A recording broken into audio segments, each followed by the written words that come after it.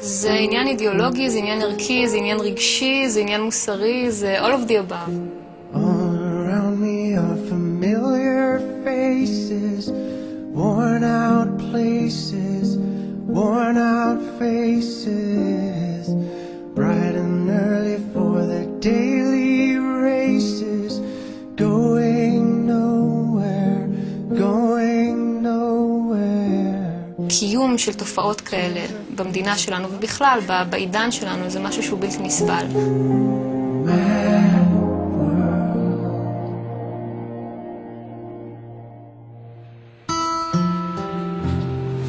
היא קיבלה כביכול עוד 2 ימים יותר ממה שהיא אמורה הייתה.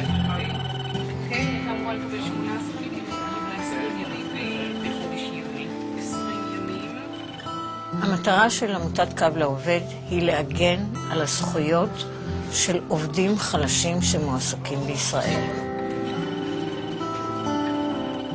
קו לעובד הוא ארגון לא ממשלתי ללא מטרת רווח, הפועל מאז שנת 1991.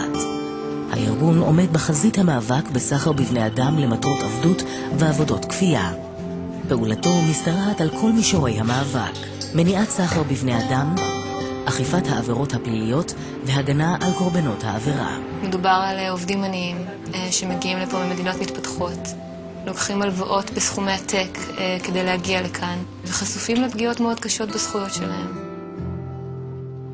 הם באים אלינו, הם מספרים, הם מתלוננים, ומהמידע שמגיע אלינו מהם אנחנו פועלים במישור הציבורי כדי לשנות את המציאות. במידה מאוד גדולה הם חסרי אונים. לפעמים אפילו אין להם את התמיכה של הקהילה שלהם. אז אנחנו המקום היחידי שהם יכולים לבוא, לספר על מה קורה איתם ולקבל איזושהי עזרה.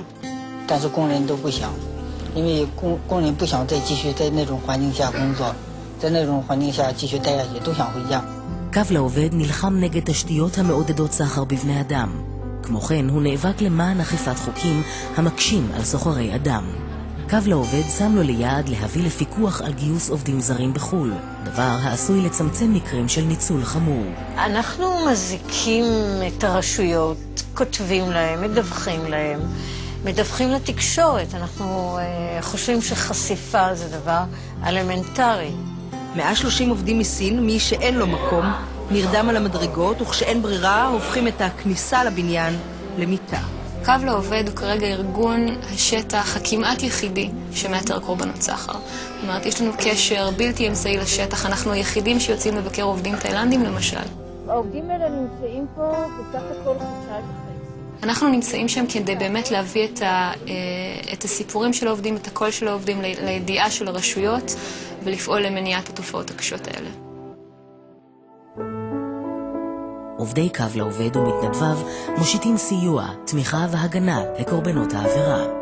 הם פועלים ללא לאות ומתוך מסירות נפש מעבר למצופה ולמתחייב מתפקידם.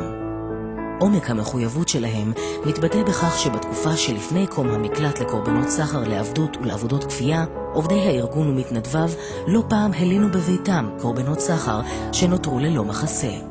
We don't have family here.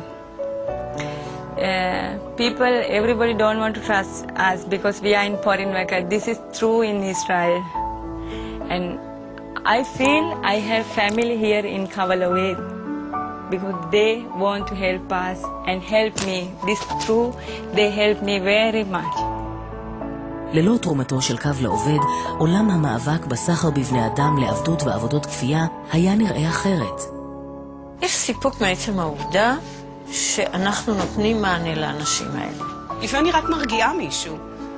הוא אומר לי, הלילה אני אוכל לישון בשקט, אז זהו, אז עשיתי משהו חשוב היום.